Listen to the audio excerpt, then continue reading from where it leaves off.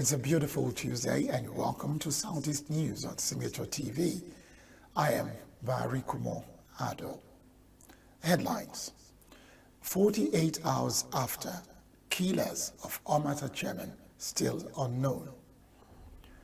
Police hunt killers of 2 policemen in Anambra. NYSC orientation camp ends in Imo. Stay with us.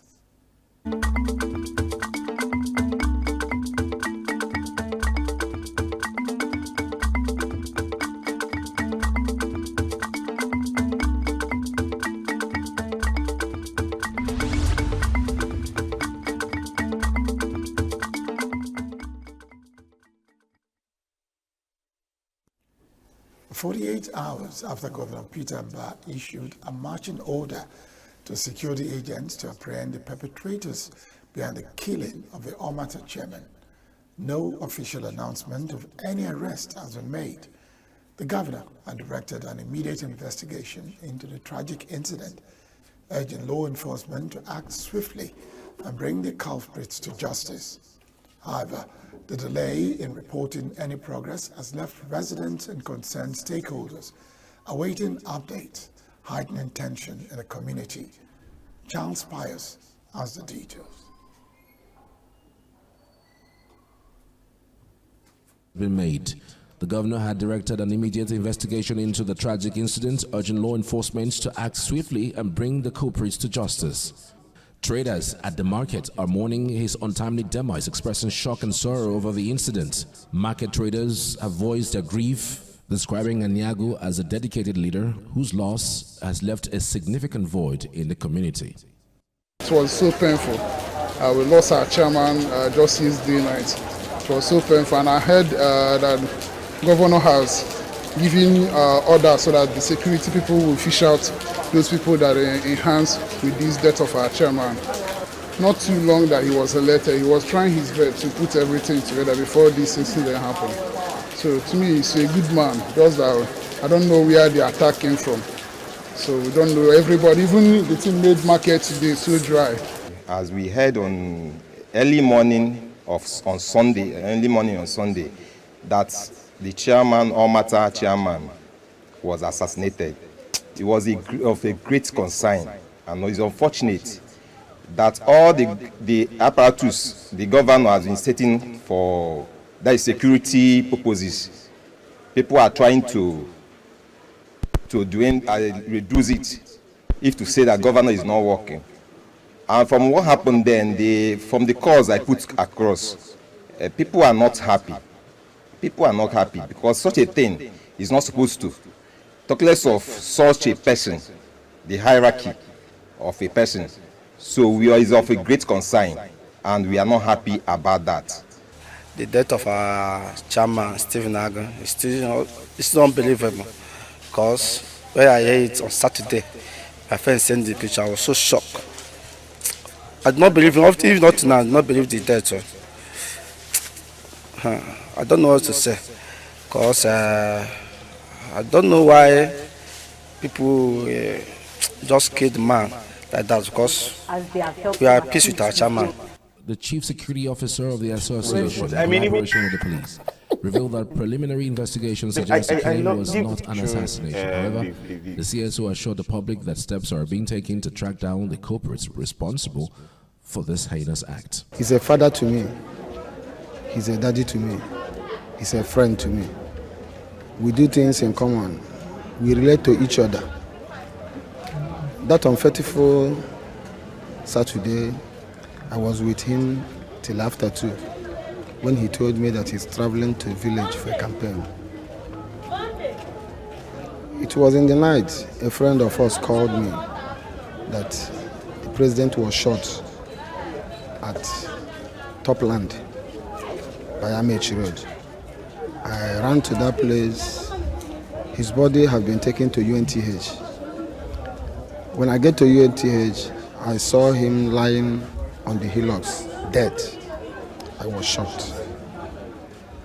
It was a very bad and sad news, seeing my principal lying on that condition. Actually, it is not a security threat. He's not having issue with anybody, not minding. We have been struggling to get it right in Ogbete. Getting it right, some people will be claiming they are not doing it well. Executive members of the Ogbete Main Market Traders Association, OMATA, took turns to express their sadness, highlighting the impact of his passing on the association. Personally, I had the news around 8:30 on Saturday night. Somebody called me and asking me what is happening. Another person called, up to 3-4 people called me. I was surprised. I was at my house. I called, first of all, I don't know what to do. I called the CSO. What is happening? CSO said that something happened. But our president was shot, maybe by hoodlums or so. And I saw my president lying lifelessly inside police vehicle. I was shocked and I was surprised. Since that day up till now, we are shocked. We don't even understand what is happening. But according to the governor of Enugu State, Dr. Peter Ndibisimba, he had it and he called and promised us and gave the authority, the security agents, that before 24 hours, that they should try and provide those people that did such thing. Even up to today, we are still in a shock because we don't understand. Since Stephen Aniagu took over the government since February 2024, we have a lot of change in the market. Everywhere was peaceful. Even up to today, the whole place is peaceful. So we are now regretting losing him, not seeing him by our side. So his death to me is very shock. Up till now, it's still affecting me. It's very shocked. I never believed I'm not going to see him again. I still believe I'm going to see him again. But I'm depending on the workaholic governor of Enugu State, Dr. Peter Ndibisimba, who have given the security agencies 48 hours to get the perpetrator to book. So we are hoping that they are going to bring those mischievous elements that took his life, that cut his life short. Stephen Aniagu is not going to come back to Ogbete Main Market based on his love for traders. The only fight I know he fights is when you are dealing with the poor people in the market, when you are introducing nonsense laws to extort money from common traders. He will say no to that. So within his short stays in office as the president of the market, Stephen have changed so many things in the market. Yes, in terms of security, he installed solar lights, he installed CCTV camera in the market. So we can go home and sleep, knowing fully well that your goods are intact until the next day you will come for business activities. So we are missing him so much. The news is a shock and I never believed him. Only God in heaven that will tell us what exactly happened to him. Stephen Aniagu was killed on Saturday evening around 7 p.m. in the Topland area of Enugu State, southeast Nigeria. In response, the Enugu State governor issued a directive to security agencies giving them 48 hours to apprehend the perpetrators, with a deadline set for Tuesday 4 p.m., which has now expired. The incident has cast a shadow over the ongoing collaboration between the Enugu State government and security forces in their efforts to maintain a safe environment for residents and businesses in the state. Still on crime, some yet to be identified arsonists attacked Umunze police station in Oruma South local government area in Anambra State in the early hours of Monday, killing 2 policemen on duty. Signature TV gathered that the gunmen stormed the police facility, shooting several times into the air before gaining access into the premises. The Anambra Police Command said it has started investigations into the attack, promised to bring the culprits who attacked and set the police facility on fire to judgment. The latest attack is coming less than a month after some gunmen similarly attacked the Oba Police Divisional Headquarters and Oba Civic Center in Idemili South local government area of the state, in which a police corporal was killed and several others injured. Police in Abakaliki, Ebonyi State said the death of a couple, George and Chioma Buchi, is as a result of an explosion in their residence. Police Public Relations Officer, Ebonyi State Command, Joshua Okando, confirmed the incident to our correspondent in Abakaliki, said a preliminary investigation by the command is pointing to a possible gas explosion in their kitchen. Yes, the incident happened on the 25th, and immediately it happened, our operatives went to the location. Interim investigation shows or is pointing to a gas-related issue. So there was no issue of an inverter; it was gas-related. That is what the interim investigation is showing. And the investigation is still ongoing on the matter. We've not concluded the investigation, but in the interim, it's gas that is pointing. Reports say the incident happened at the couple's residence around noon, about 2 weeks after the husband and wife moved into their new house. According to the report, the unfortunate incident claimed the life of the wife 6 days after the incident, while the husband, George, passed on days later. There have been different accounts on the cause of the explosion, with one source saying it was a battery inverter within the premises that actually exploded. However, an eyewitness in the neighborhood who pleaded anonymity alleged that an explosive device was planted in the compound, which shook the buildings in the whole neighborhood. It is worthy of note that the only child of the couple survived the incident, as he was said to be upstairs at the time of the incident.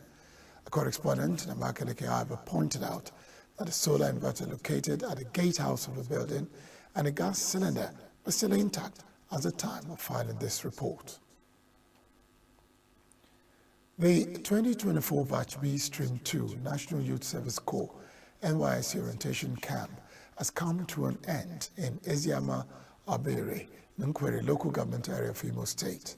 State Coordinator of NYSC, Mrs. Rachel Idaiwo, urged the Corps members to take advantage of Community Development Service, CDS, of the scheme to impact positively on the lives of their host communities.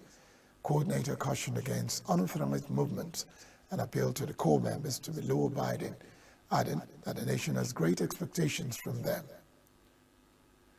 The Southeast Zonal Coordinator of the Nigerian Broadcasting Commission, Ijeoma Obodo, has called on media organizations in Nigeria to observe up-and-coming media practitioners as a means for the acquisition of effective skills for journalism. Obodo made a call during a courtesy visit to Signature TV corporate headquarters, Enugu, in an interactive session with the management of the organization. Signature TV correspondent David Okoro has the report. In an interactive section with the management of Signature TV, the Southeast Zonal Coordinator, Nigeria Broadcasting Corporation, Ijeoma Obodo, appreciated the management of Signature TV for its efforts in meeting the information needs of the public while adhering to the ethics of the profession. Obodo emphasized the need for media owners to use their platforms to nurture young talents and aspiring journalists in order to check the rising incidence of quackery, especially in this digital era. Take advantage of that and grab anything they can from you, while you also keep the one you have and hold them dear. Because as a new person, like these very young ones, there's some things they may have learned that you may not know. Vice versa. So you learn from them. Don't say, oh, these ones are new. Like some of my new staff, when I call them and say, what did you study? This one say mass com. I say, come close, you know. Tell me about so and so, so and so. By the time you now bring the code, trust me, I have my code in my bag. It's our Bible, you know. So when you now bring something in the code and ask them one or two things, they may not understand at first. But as an experienced person, I will now talk to them and they will also let me understand what they brought to the table. You know, so I keep telling them, don't feel because you're new, you don't have anything to offer. The zonal coordinator expressed satisfaction with the operations of the station and optimism that the establishment will live up to expectations as a source of credible and reliable information. She also noted that the Commission was making efforts to partner with tertiary institutions in the zone to enhance the training of students in media and communication studies. The president of Signature TV, Vin Martin Ilo, while appreciating the zonal coordinator for the visit, said that the visit was strategic in the station's growth and development. Ilo, while sharing the vision of Signature TV with the visitor, maintained that the station was established to bridge the information gap in the Southeast by packaging content that resonates with the people of the region. Because we believe that a greater part of our country is undercovered by the media, especially the broadcast media. We especially decided to come to the Southeast because there's so much gap. I mean, it would be like a cliche if I say that if you don't tell your story, nobody will tell it. We believe that the story of the Southeast, South, and the rest of Nigeria, where we don't have the big station present, that somehow they've been losing out. And we have come to see how we can fill that gap. And having been here since January, we remind ourselves every day that, it was a good idea we came, because we are gradually and constantly pointing the searchlight on that undercover part of Nigeria, reaching out to the grassroots, reaching out to the ordinary people, giving them opportunity to be heard on television. We also, as part of our objectives, we are trying to see how we can join with the universities, join with the government in bringing the younger ones into the ecosystem. ILO enumerated some of the challenges faced by media organizations and called for government intervention. The high point of the visit was the presentation of gifts to the guests by the president, Signature TV, Vin Martin ILO. In Enugu, David Okoro, Signature TV News. That's the news segment for now. When we return, we'll start our conversations. We're still here and you are still there. That's the perfect combination. Stay with us.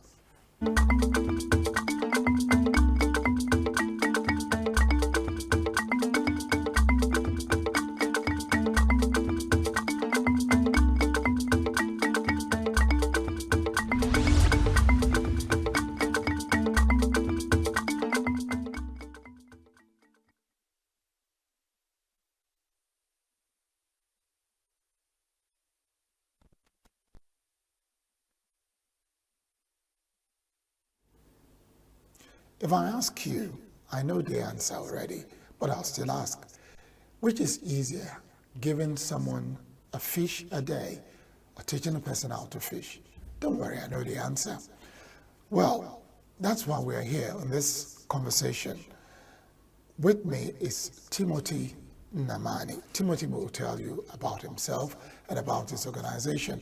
But Timothy is here bringing some people together to teach them how to fish.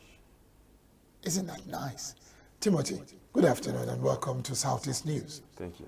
Thank you for having me. Now, what's your organization all about?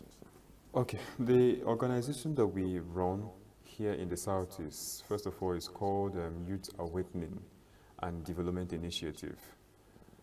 It's a youth-oriented initiative where majorly what we focus on is youth development. We try to create platforms where these young persons can learn, have requisite skills that can at least give them edge in the competitive economy. We understood that this is a technological age, and then for you to be able to have an edge, especially unique, you need this skill. So we created this organization to expose them to this skill. And then we try as much as possible to distinguish ourselves from the rest by also creating avenue where the ones that we train can also be empowered, for them to become better and all of that. Yeah. That sounds like a great proposition. Now, how long have you been doing this? Okay, we've been doing this for 2 years now. We started in Kaduna in 2022, and we are here today in Enugu. So, given, what are the numbers like? So far, how many people have you affected their lives positively? Okay, when we had our first program in Kaduna, we trained over 300 persons in Kaduna State. And then out of the 300 persons we trained, we were able to empower about 24 out of the number we trained due to limited resources. Then down here in Enugu, we had our first program in April 2023. In April 2024, we trained 46 persons. And then at the end of the 1 week program, inaugural program we had, we were able to select 21 persons who stayed with us for 5 months. That is our second program, and then we are already planning our third program currently. So what is the criteria for having these people come on board? Okay, the criteria is very simple. First of all, the training is free. They are not paying for it. The people we are looking at are people who understood the value we're giving to them. Now, these are individuals that have clearly understood the benefit of having this skill. These are people who, when we enroll them for this skill, they can understand the value and take advantage of it. You don't need to pay for it. You don't need to maybe pay for some certain things. All we just need from you is your resilience, determination to learn. And then when the payment has been made on your behalf, we need to see seriousness. And then we need to see you determined to better yourself. So let me understand something. You did say that the training is free. Absolutely. Now I heard you saying when the payment is made on your behalf. So what am I missing? Okay. Okay, the organization pays for this training. Which organization? The Youth Awakening and Development Initiative. Now, through our collaborations and partnership with some of these skill-oriented organizations, we bring this training free for our participants. Now, at we have a summit we are putting together now. And then the state coordinator for National Directorate of Employment, Evangelist Adako, is also going to be there. Now, one of the reasons why she's going to be there is also to talk about how the organization can also work together with NDE, that is National Directorate of Employment in Enugu, to bring down some of the skills also to our participants. So we try to collaborate with these organizations to ensure that our participants, these individuals, don't pay, or even if they must pay, there has to be a reduction in what they are paying to ensure that it is affordable for every one of them. Well, I don't know about affordability because that depends, it's a relative term. What may be affordable for you may not be affordable for me. But let's look at it. What type of skills are these people learning? Because you mentioned the word resilience. What type of skills are they learning? Are they learning skills that in the next 5 years would have expired? Because the last survey 2 years ago did say about some skills that in the next 10 years going to extinct would go, not just extinct, but people will not even remember that they ever existed. Okay, we did a research before we ventured into this project.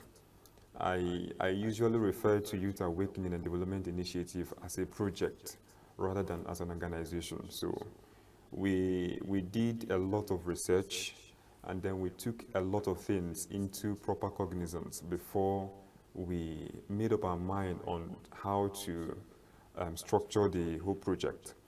So the skill that we are looking at majorly are soft skill. Now, the reason why we are looking at soft skills is because of the technological advancement of course, we are witnessing all over all the spheres of the society. Now, currently, we have trainees going through web designing.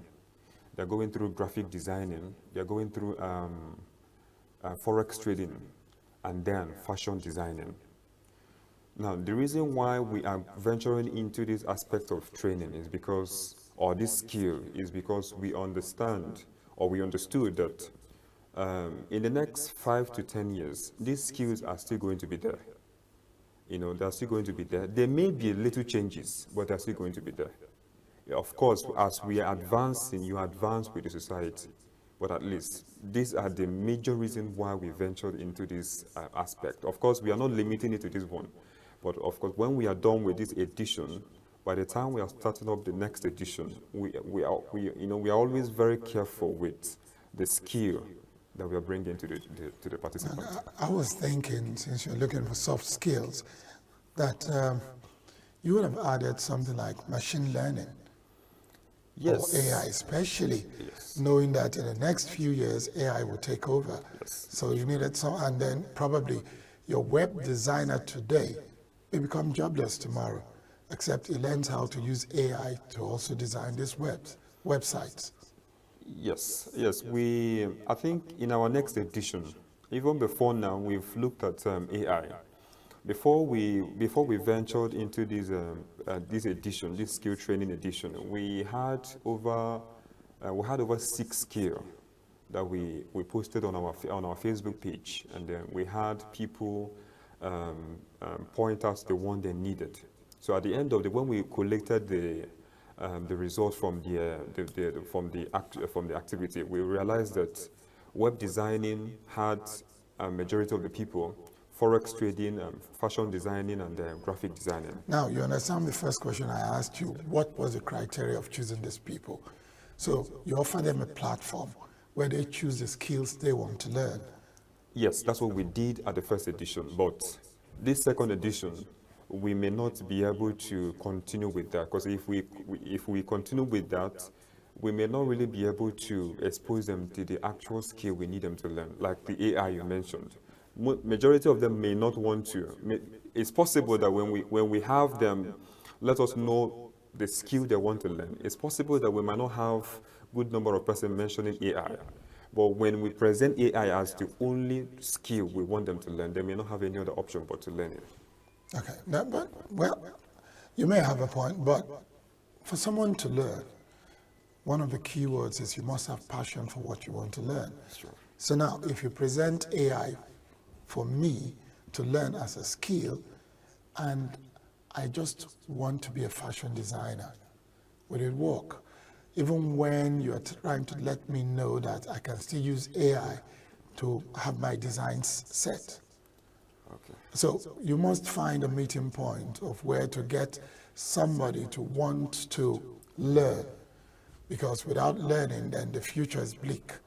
That's true. Now, how do you start up these people? Is it just a matter of letting them learn the skills and you let them go? Okay, we don't, first of all, we usually have a preliminary stage of our training. That's where we select people that have the passion. You know, the training that we have now ongoing, we had a 1-week preliminary training where we had over 46 persons. Then at the end of the 1 week, we gave them a test. We tested their knowledge about what they've learned for 1 week. That's where, apart from what they have learned, we also studied their attitude and their seriousness towards the training. So these are part of the things that helped us select the people that are still with us at the moment. So our plan is usually not to train and certify them, just like every other organization. What we do at Youth Awakening Development Initiative is that we try to train them attitudinally, and then try to also give them this skill. At the end of their training, when we are sure that they have gotten this skill, it is now time to monetize this skill. We try to give them little support. It can be material, it can be financial, but we try to give them something that can enable them start up so that they can earn from what we have trained them on. Okay, let me take you back a bit. 2022, you did something in Kaduna. Yeah, I did, yes, sir. I want to believe that after training, they got something to start them up. Yes, they did. So do you have a tracking process in place that can track those you have trained? That's why I'm taking as far back as Kaduna. Yes. So that's like 2 years ago, Yes. where you can now say, yes, A is successful, B is not, B needs some further tutelage so that they can be strengthened in whatever they are doing. Do you have that type of monitoring process in place? Yes, earlier this year, I had a couple of meetings with some persons we empowered in Kaduna. In fact, they reached out to me, actually. Not all of them, but majority of them reached out to me because sometimes I also do reach out to them. But that is not our major way of monitoring what they're doing. When we had that program, we worked with the local government in the state. So our agreement with them was to also assist us. Now, this is your constituent. So the agreement was you can also help us track these people's level of progress in their businesses, while we also track them from our own end. Of course, I'm not in Kaduna right now, so all I can do is to reach out to them on the phone. How well are you doing? And then after their feedback, I reach out to the office of the SA on youth development, who is a very good friend of mine, who is still also in charge of that area, and also try to get updates on how well they are doing. Because at the end of the program we had in Kaduna, they were all instructed that monthly they should give reports to the office of the SA, to the local government chairman on youth development, on how well they are doing with their respective businesses. So given all this process you put in place, what would you say has happened to the 21 people you empowered? Okay, we have not empowered these 21. They are still undergoing our intensive training now. For 2 years? No. The ones I'm talking about the ones in Kaduna you empowered. Okay. You said you started with 46. Yes, we did. In Enugu. No, the Kaduna now. Okay, the one we had in Kaduna was 300. 300, I beg your pardon. Yes. And you empowered 40-something. We empowered 26. 26. Yes. I get I'm mixing up somewhere. Now 26, thank you very much. So how many of these 26 that you empowered are now able to stand? We have about 5 persons. We have about 5 persons that are doing well at the moment. Now, the rest of the persons, it has been communication issue. They've not actually, we've been trying to reach out to them, and then, of course, in the local government, there have been some changes in the government and all of that, which sort of affected those we mounted there to monitor their progress so far. But then we are very, very sure of about 5 persons who are doing very well in their respective businesses. And then they got this skill from the training, and then they were also empowered. Why I'm asking all that, trying to glean out these statistics from you, is because there must always be an end goal. So what's the end goal? Is it perpetual trainings, or like what I said earlier, that is it better to give a fish a day or teach them to fish? So you said you prefer to teach them to fish.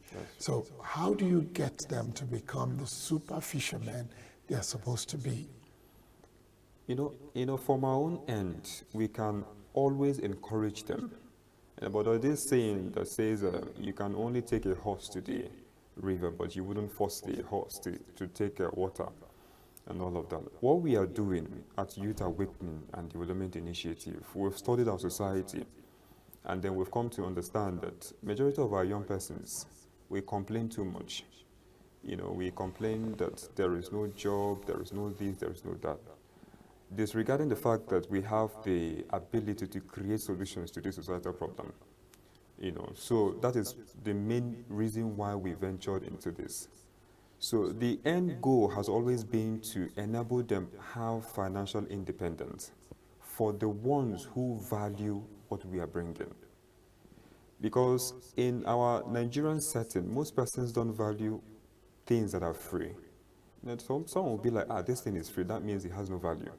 So that is the reason. But the ones that have actually understood the value of what we are doing, they're taking advantage of it and they're doing very well. We have a young man who joined our training in April. He had no idea about web designing. Today, he is the one designing our website, and he has been getting work here and there. The same thing with graphic designers. Those in forex trading can trade live now and make a lot of money in dollars. The same thing with fashion designers. So these are individuals who truly understood the value and the significance of what we are doing, and they're taking advantage. So you may not be able to get everyone along to understand what you're doing. So the few you get, how do you nurture them to maturity? Why? It's simply this: the more, the merrier. If you trained 300 in Kaduna and 150 of that number could become independent, you can imagine the exponential effect it will have on others. And those you're training in Enugu, if you can get many more of them to be able to stand on their own with your support, with that of NDE and other partners you have, you are reducing what? Unemployment. Yes, that's true. And you are improving the environment for the young ones. So when you say youth awaken, they know that it's time to rise to the challenge of getting the things done and done properly. So have you also thought about another way of looking at the training programs you've been offering, how you can have more people come in and get more partners to support you?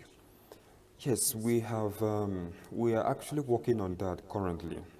We recently met with the Commissioner for Youth and Sports, Enugu, and then we presented our project, presented our proposal, and he made positive comment about what we are doing, and then cited need for partnership between the initiative and the ministry, since what we are doing is also in line with the goal of the ministry.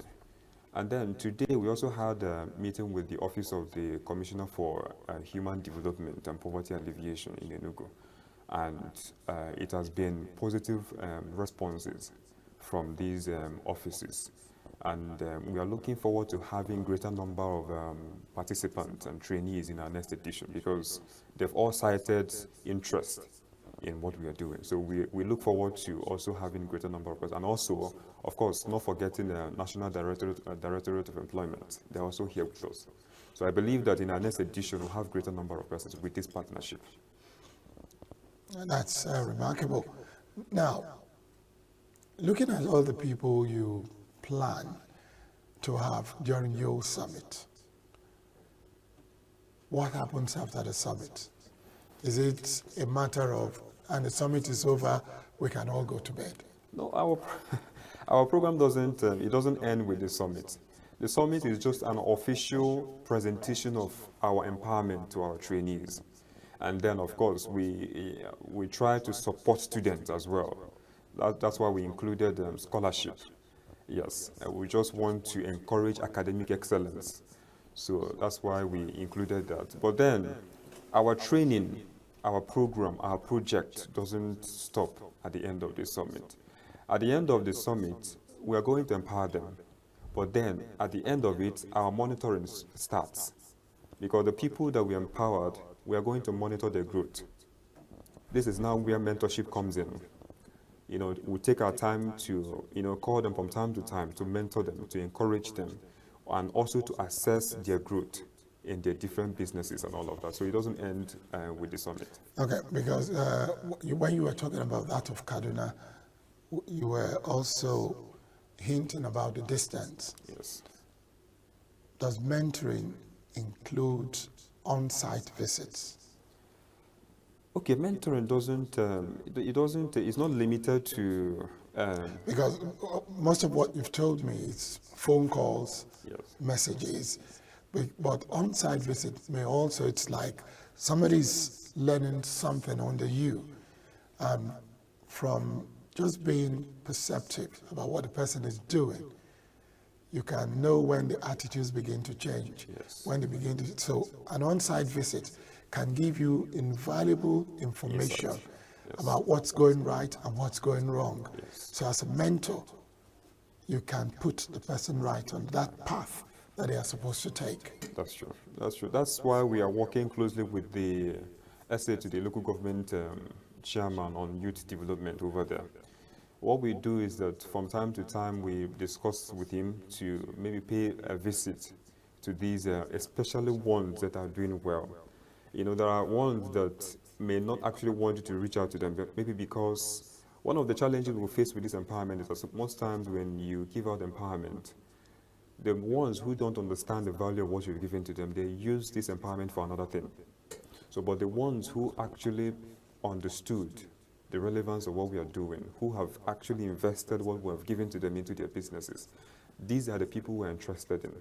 Because some of them, there's a level they will get to, they'll start training others. And when there's this replication in the society, it reduces, just like the earlier mentioned, it reduces unemployment. So we do work with the SA to the local government chairman on youth development, helping us in going there physically to check their growth and all of that. Then, of course, we are also on the phone with them as well. So when we speak with them on the phone, get feedback from the SA, that's basically how we monitor them. And of course, we're also planning on making a return to Kaduna to maybe have one or two other programs there as well. Okay, so what do we expect at the summit?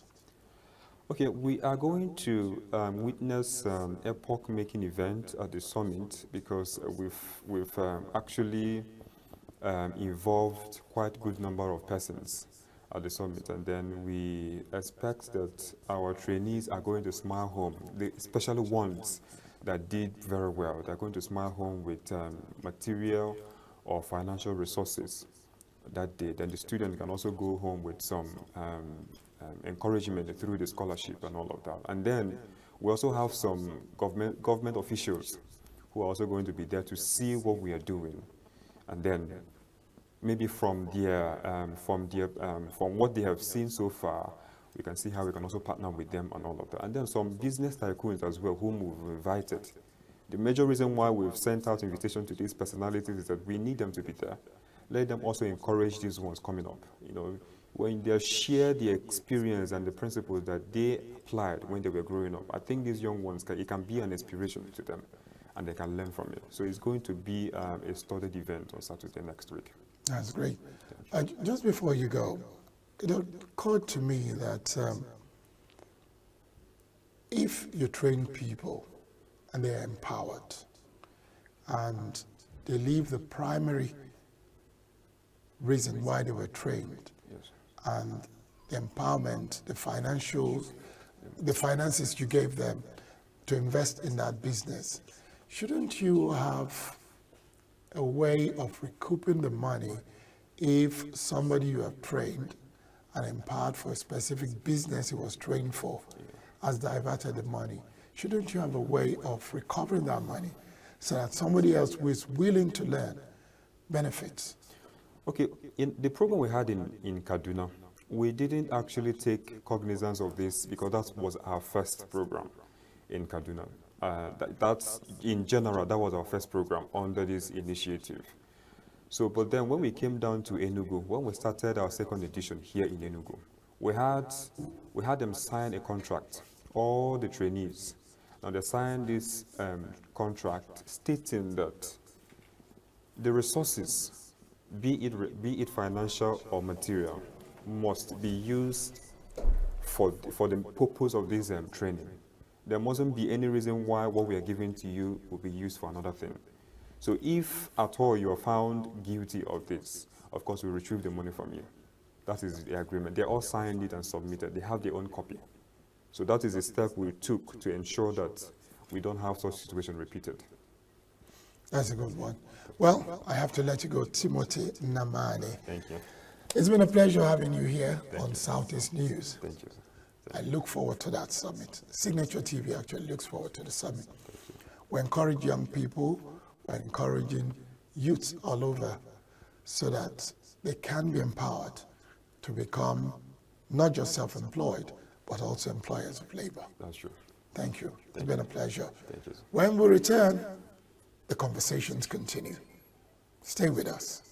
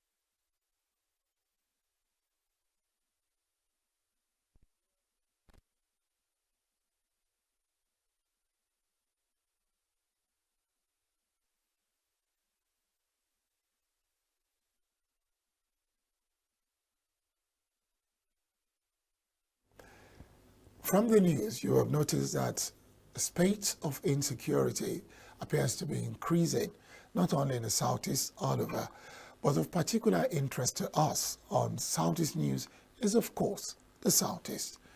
With us on telephone is Ndu Okpaleze, our bureau chief in Anambra. Ndu, good afternoon. So what is the latest situation concerning the attack on the police station? Yeah, the latest situation is that good news is still far-fetched. Just yesterday, as you have read in the main news, almost the police station was bombed using improvised device, and two police officers were killed, and some part of the station was burnt. Just as we were talking about, a few hours after, it was up again in the news, and still on the wrong side of history. Late in the evening, that's Monday evening yesterday. Yes. Reported cases of two separate incidents of kidnapping in Oba. There's a viral video, people where somebody was voicing over, talking about showing vehicles, two different vehicles at two different points at Ajib Junction in Oba. The victims were taken away, leaving their vehicles along the road. So it's not yet Uhuru here. That's despite the assurances from the police. And you still recall the Enugu Kunosha incident. Yes. The only thing good out of that one is that the meeting called by the police commissioner, Obono Etan, that involved the President General of Northia and Enugu. It's kind of nearing down the tension because before now, Enugu had issued a statement that from yesterday for 4 days that they will mourn their 3 sons who were brutally killed. And part of the mourning rites were closing down of shops and movement, restriction of movement, including transportation passing through their road. But it will appear as if that meeting between the police commissioner and the president general yielded some good fruit. Okay. They didn't get to that stage anymore. People are still passing through Enugu and Northia, and you wouldn't notice any skirmishes nor tension anymore on that side. But generally, it's not been uhuru in the state. Thinking that this is also coming maybe about 12 days to a local government election. And that's my worry. That's my worry. Yeah. Because we are talking about an election that has not been held for almost 11 years for the local government councils. And with this spate of insecurity, skirmishes here and there, would the people, would the electorate really come out to vote? Honestly, nobody knows that because we're thinking that we've passed through this kind of stages. We've passed this kind of thing before in the past. As a matter of fact, when the governor, Professor Chukwuma Soludo, came into office, some local government areas were under siege, especially the border local government of Ihiala, Urumba South, Aguata, Obaru, and so many other areas. And he upped his game and it became better. But now, nobody can explain why it's happening. The state is, too close to call, and we cannot really explain that. So, but what is the police saying considering all these incidences? Because remember, when the first one happened, it was as if it was an isolated case. And then within a space of a week, we had several reports. So what are the security agencies saying? How do they plan to curb all this before the 28th of September? The police will always tell you that they're on top of the situation. That's the assurance we keep getting from them. But then, looking at it from layman's point of view, it will appear as if they are getting overwhelmed by the state of the killings and kidnappings and all these crimes coming from left, right, and center. Remember that the police commissioner is still new in office, so to say, in Anambra. He assumed some 3 months ago, I think early May. He assumed office in the state, and when he came in, he said he was going to rejig and change the strategy, bringing up intelligence gathering. And he called for a lot of workshops which senior officers attended. We were thinking that will help the situation. But then again, these things are happening. We don't really understand. And like I just said, voters, nobody wants to go out to vote in an atmosphere like this, except those who are in areas that appear quite somehow safer than others. So that it's a very big concern. Okay, well, just moving away a bit, but it also has to do with it. How are the parties preparing for the election? Well, the parties are preparing, especially the ruling party in the state, APGA. You will notice their presence along the streets at the party level in the media. It's only in the social media that you could notice PDP, Accord, and a few other parties. But APC had come out to say they were not going to be part of it. And as a matter of fact, their names did not appear in the list of candidates posted by the parties